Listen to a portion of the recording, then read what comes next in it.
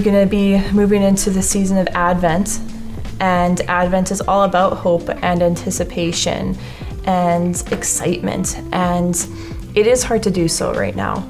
Right now, it feels like we have a lot of gray clouds over us, but it is possible to get past those gray clouds and to see the sunshine or to find those silver linings.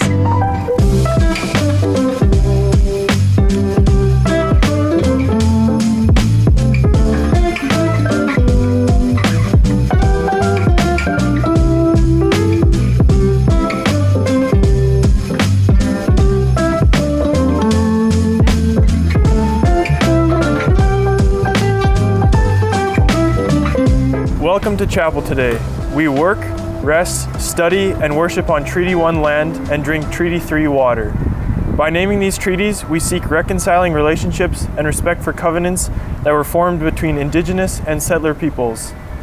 We honor the ways that Manitoba's Indigenous communities have worked with the land in the past and dedicate ourselves to foster positive relationships and reconciliation now and in the future. May we grow and learn together.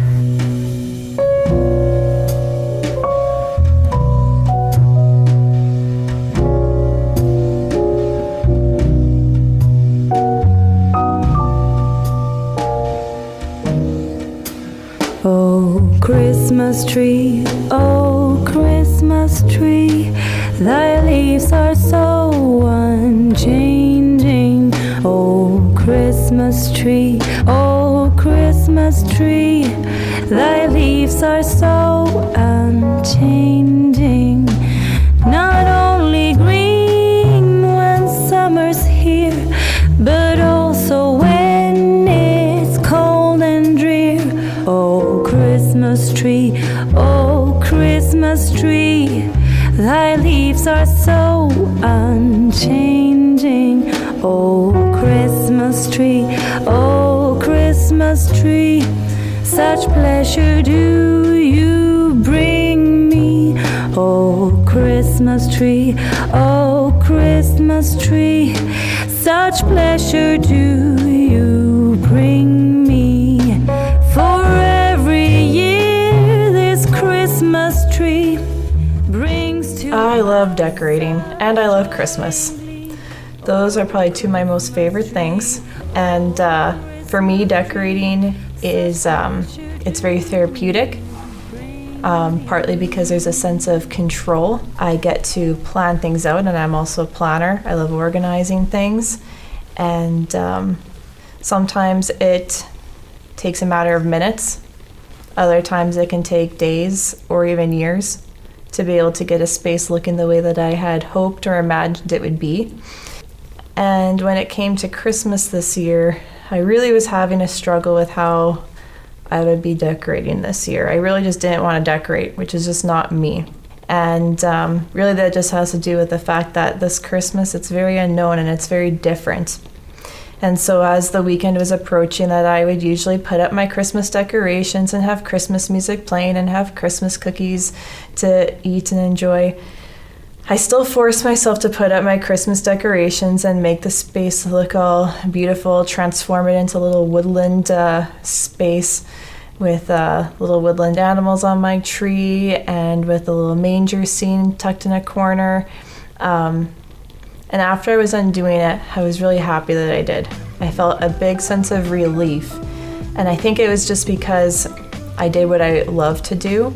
And even though everything going on in the world right now is so chaotic, and I was able to control my feelings in that little bit of time and just make myself feel happy.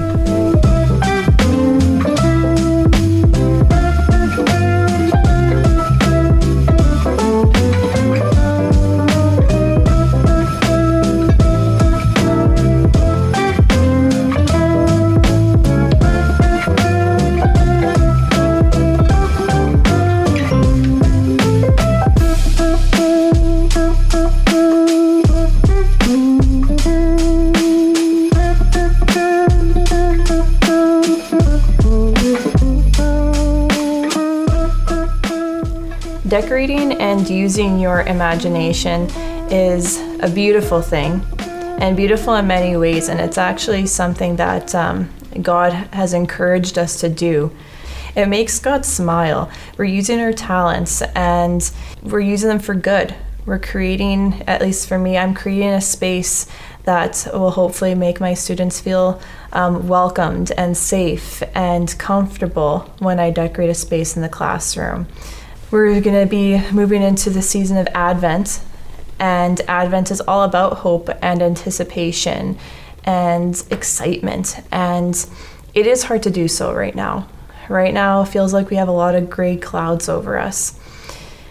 But it is possible to get past those gray clouds and to see the sunshine or to find those silver linings. And I've had experience of this in my life, and there are so many people in the Bible that experience this as well. In the book of Genesis, there's Joseph, who's my favorite person from the Bible. Joseph had to go through so many hardships in his life. He was his father's favorite child, and his brothers became even more jealous of that. And as a result, they faked his death and sold him into slavery. And that's where Joseph's life started to go downhill. However, no matter how downhill things went, such as being sold into slavery, being accused of adultery by his slave owner's wife, and then being imprisoned for many, many years, he never gave up that hope and that anticipation that one day things are going to be okay.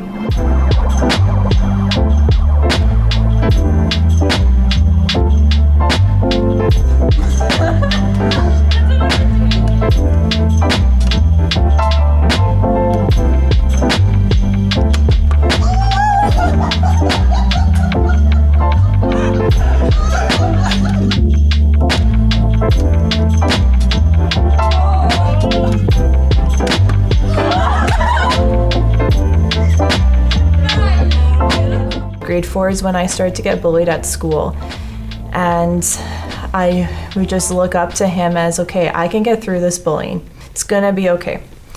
And it wasn't okay.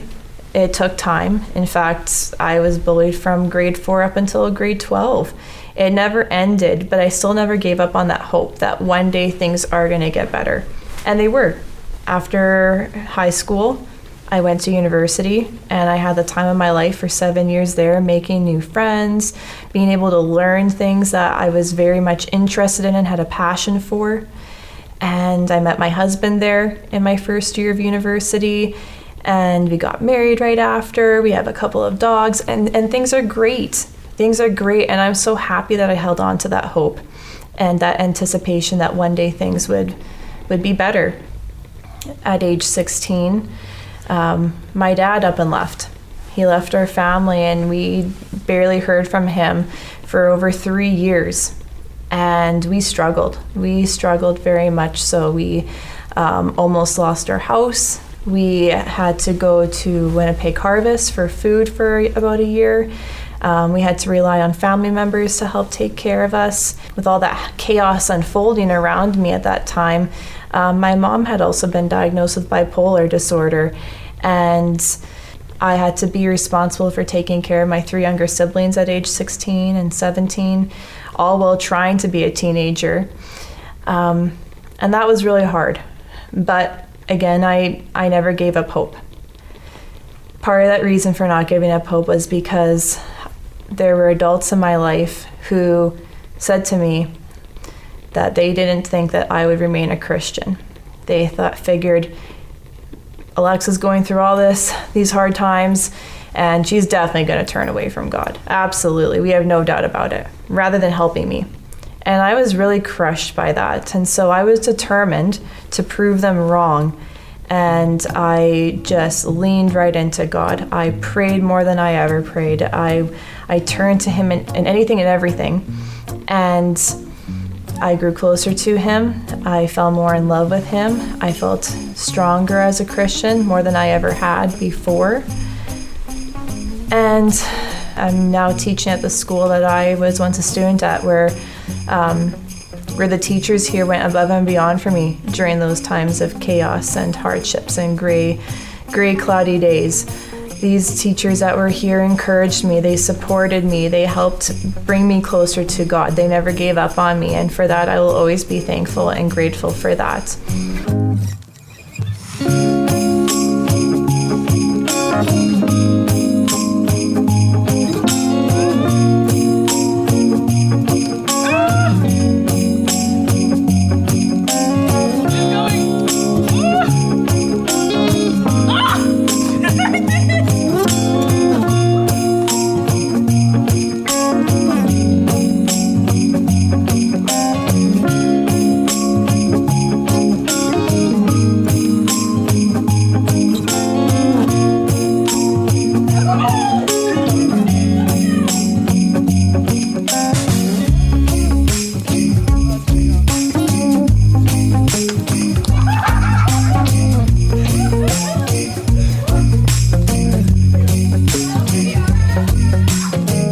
One of my favorite things to say to people is every cloud has a silver lining.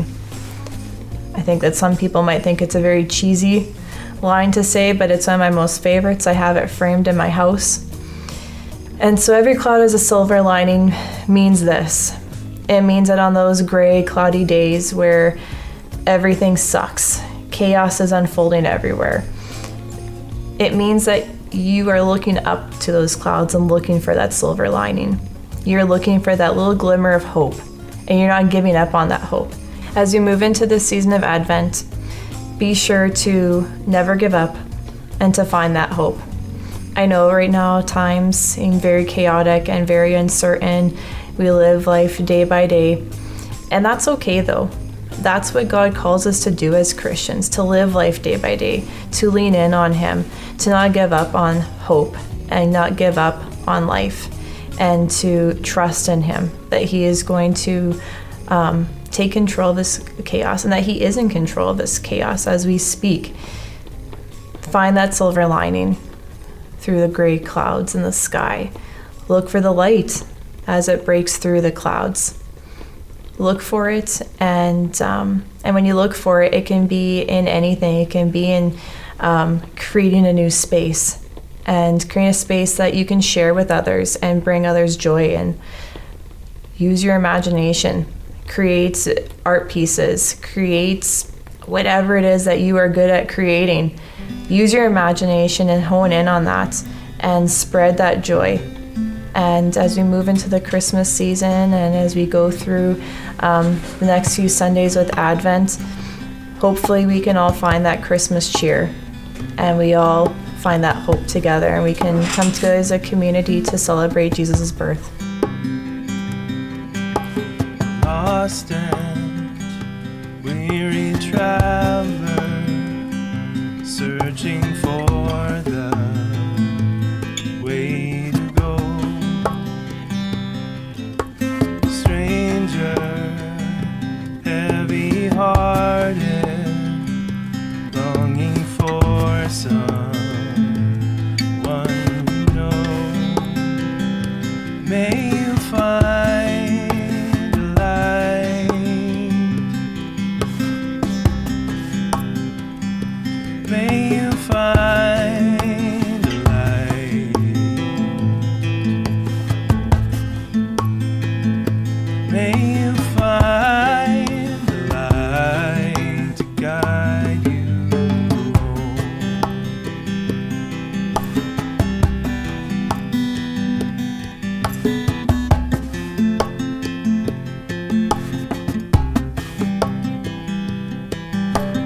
There are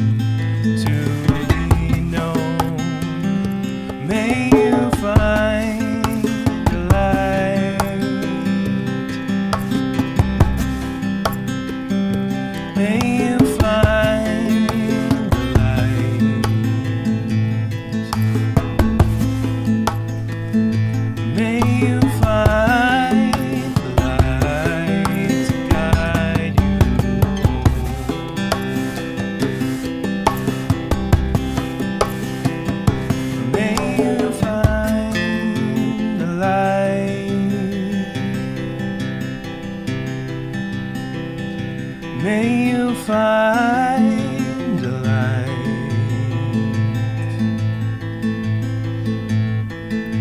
May you find a light to guide you home.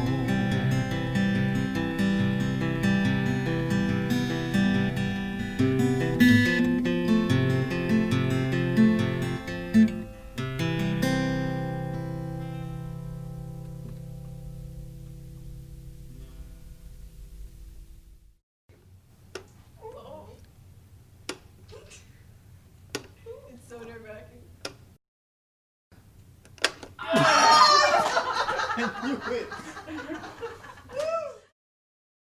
One.